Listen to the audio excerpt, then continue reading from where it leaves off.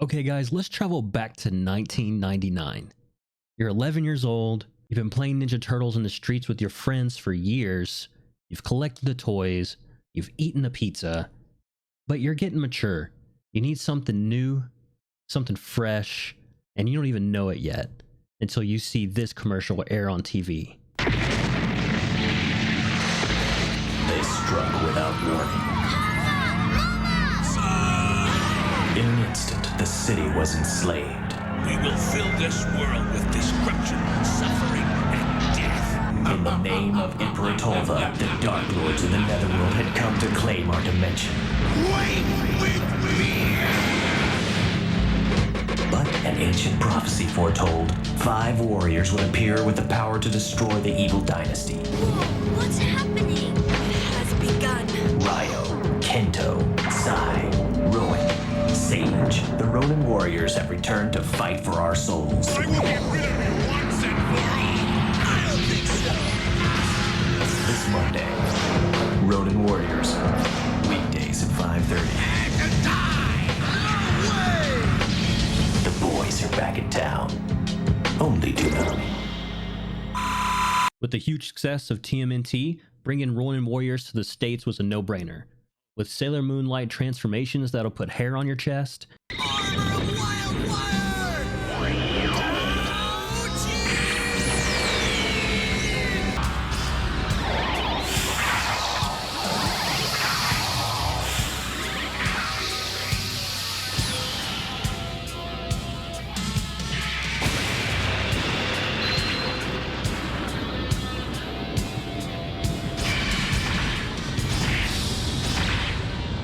cool weapons, and super moves you'll never forget for the rest of your days.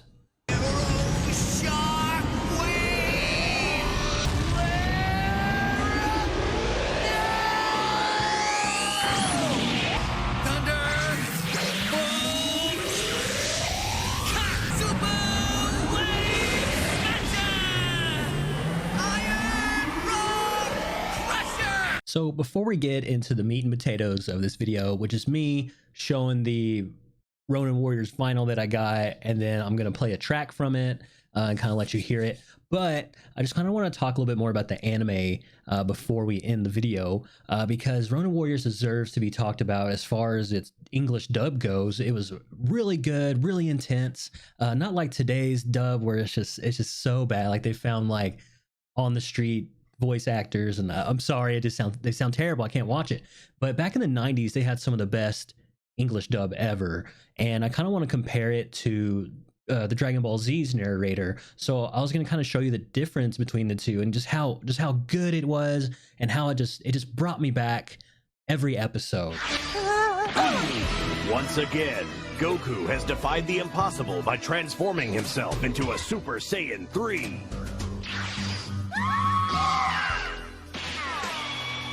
But how long can these awesome new powers keep Majin Buu at bay? Okay, now in this next scene, let me put it in perspective for you. So the Ronin Warriors are pretty much out of commission. Anubis, the evildoer turned good guy, comes out and he wants to battle 5 people, and it's really intense. And then this is the outro for it, and it, like I said, like things like this just bring you back. It's really intense narration, that still image, that art image, a hand-drawn image, really intense. I love it. Check it out. Let's begin. As you wish, Kyra! Feel my fury!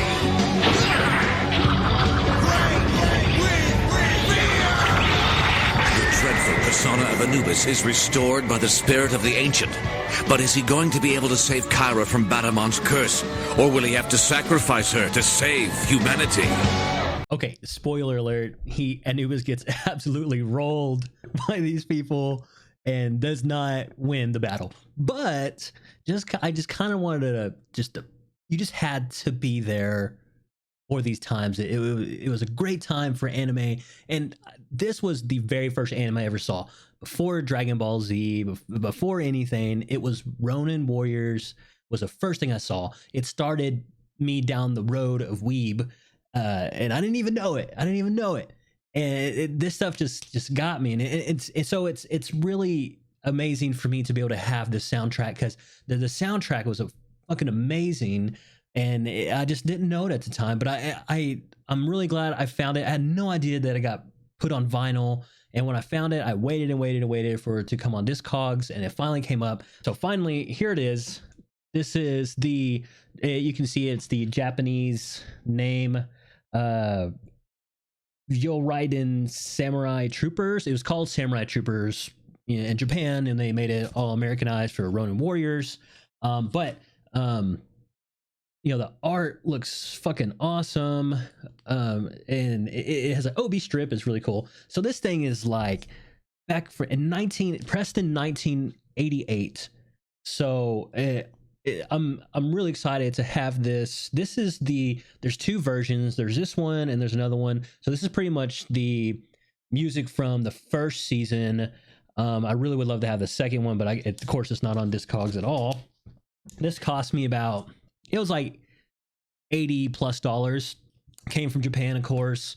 It took it like 2 weeks to get here. So I'm really happy to have this, guys. And I know I've kind of went off subject here, but I just really wanted to put you there at the time when this came out. And I still remember the music, the intenseness of the anime, and here I am now, look at me, I'm wearing an anime shirt, but this is it, man. And I'm really glad to have it.